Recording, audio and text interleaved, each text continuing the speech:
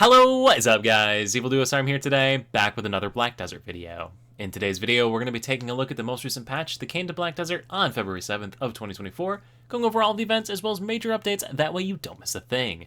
This week's patch brings a ton of stuff you're going to want to take advantage of, tons of events, awesome new system added to the game, probably clickbaited in the title, so yeah, this really is a fantastic patch.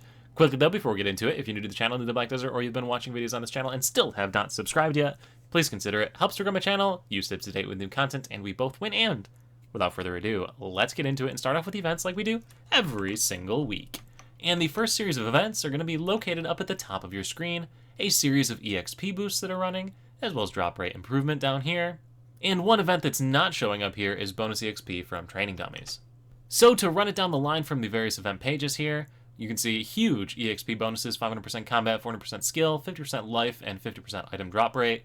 And then additionally, Scarecrow Training EXP is also up 50%.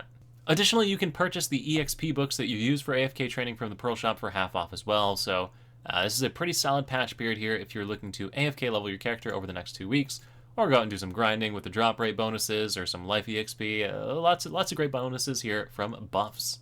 Now the next event is a login themed event, and for this one all you do is navigate to the top right corner of your screen, daily special button, new login rewards every single day for the next 14 days, running through March 20th, so you have over a month to be able to claim these. So if you're watching this video late, you got plenty of time still, but yeah, tons of cron stones, the Origins of Dark Hunger for boosting fail stacks, awesome little stuff here just for logging in. Now the next event is fantastic for those of you that are altaholics like me and love playing multiple characters. You're getting an additional season ticket starting with the February 7th update here, so a bonus season ticket for people that like to make more characters. Now the next couple of events take place down here in the Velia town, so if you have never been to Velia before, it's located right here. So, Velia. And in Velia, you'll need to talk to the NPC Igor Bartali. Igor Bartali is going to have a quest. You can see that I've actually already got it accepted up here to start with. But it's this quest line right here, Event Somebody's Sus Chest. You can accept that from the NPC Igor Bartali. In order to complete that quest, you're going to need to fight this little thing over here that spawned in, this golden treasure chest. Pretty easy to kill, nothing too crazy.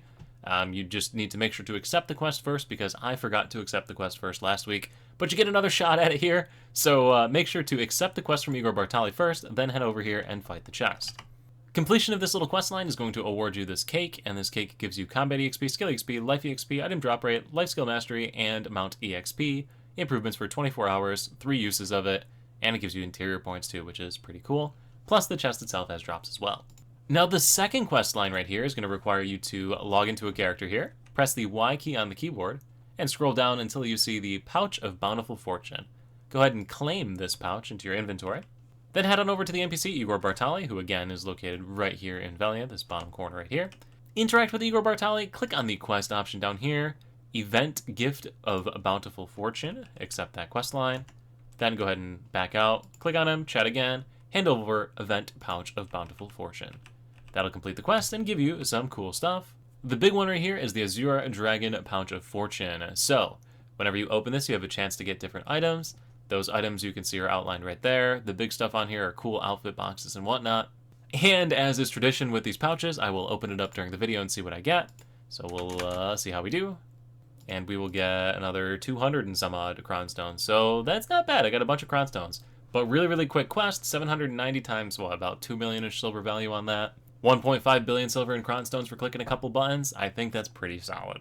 Next up we have an AFK Fishing event, and this AFK Fishing event's pretty neat. It's got a high value set of fish here. These are the different fishing locations that you can go to for the AFK Fishing event. It's running for a couple of weeks here, running through February 21st. And yeah, you know, if you want to go play Pal World instead, you can set up your character AFK Fish and rack in some cash. One thing to note is that in the challenges menu, if you press the Y key here, they have a Krios fishing rod, which provides you some pretty nice bonuses to your fishing, as well as has 1500 durability. So definitely something to pick up if you intend to do some AFK fishing here. So now moving into actual content-y type events, we have some new items that are going to drop in your various grinding zones that allow you to get the cup pieces. These are kind of like the events where you can grind accessories in alternate locations. Grinding in these various locations that you see on the screen right here are going to drop these little tokens, and then they can be used to exchange in for the cups. Usually this is where I read them really, really fast. So you ready to see if I can do it this time? First take, one time, ready? Scry Underwater Ruins, Scry Underwater Ruins Abyssal, Pride Cave, Swamp Nagas, Swamp Fogans, Baragi Den, Or Camp, Altar Imps, Castle Ruins, Bloody Monastery, Primal Guide Post, Quetel, Ruin Poppers, I lost. There's a lot of places. So definitely something to take advantage of if you're working on continuing to progress your character into the cup stages of your upgrades. Even if you fail to get enough to get a cup from this event, you also can just exchange them for the little pitties, smaller pieces of it as well. So really, it's pretty fantastic if you're trying to go for it. Moving on, the final two events are themed around the new PvP content, the Guild Leagues that have been added, which is pretty cool, not gonna lie. It's a 15-15 PvP game mode featuring guilds against guilds in battle arenas, so yeah, pretty cool. Definitely something a lot of people have been looking forward to. We'll talk about it more in detail, but participating in that, putting up a YouTube video of you playing through it is going to get you entered into some different rewards that you can receive. Beyond that, further still, there's also some more awards for partaking in achieving kills, which will give you a premium outfit box, as well as getting victories to obtain cron stones and other items. So yeah, if you are interested in guild-based PvP, definitely something to take advantage of, especially with the launch of it. But that is it for the event period, which means we can now move on into the patch notes themselves.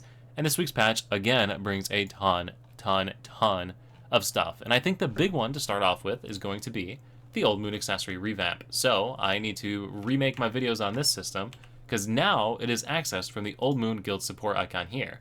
You'll select your accessory that you wish to upgrade, and then be sent down a series of progression quests that you have to do to essentially complete the upgrade for that accessory. So again, I'll make a full-on video guide on this new system. I'll do it on my Musa, but the cool thing about this is that it allows you to get another accessory. So if you already completed this one time, you can get yourself a second accessory from this quest line. It's the same ones that are available for selection, so the Ring of Crescent Guardian, Narcair accessory, and Tongue Grid earring. Similar costs and whatnot as well for the upgrade, so yeah, all in all, relatively similar system. And just overall, awesome new change to the game. Moving on to the class tweaks, we have a bunch of them to the Scholar, some more flowability for the movements, some better like animation type work for the various skills and damages, added a couple of changes and tweaks to some of the skills. So overall, just quality of life sort of improvement type stuff for the Scholar. The next thing is the Guild League, which I briefly mentioned, but it is a new 15 versus 15 Guild versus Guild PvP game mode. Has a bunch of rules and restrictions about how points work and a bunch of boring stuff about math and blah. Basically, fight against other guilds. It's got two battlefields you can play on, the Navarran Steppe and the Heidel Northern Guard Camp. So partake in those two areas, combat, get ranks, get scores, give you leaderboards, rankings, leaderboards, all that stuff that you've always wanted, ranked PvP in Black Desert. So that's pretty cool. Achieving victory will give you different rewards, losers also get different rewards, and in general, neat little system for guilds that are interested in PvP content. For those of you that are into horse training, you'll be able to perform Imperial Horse delivery at all stables inside of the game world, which is neat. The Barrier of Infestation weekly questline series here has been adjusted to make it a little bit easier to progress and get through it a little bit faster, so that's kind of neat. Like I already mentioned, everybody's getting another season character ticket that they'll be able to use. There's also a season special gift for the Evergreen season, the Advice of Elks 150 box. Life crystals and vital crystals have had their manufacturing method adjusted such that you just create them from processing, no longer need to go through the quest line with the NPC, which means I need to update this video as well. The max number of items you could purchase at a singular time has been adjusted for a bunch of different items. The Old Moon Sensor has a new recipe on it, so for those of you that are pushing towards your tier 10 horses, new recipe for the Old Moon Sensor.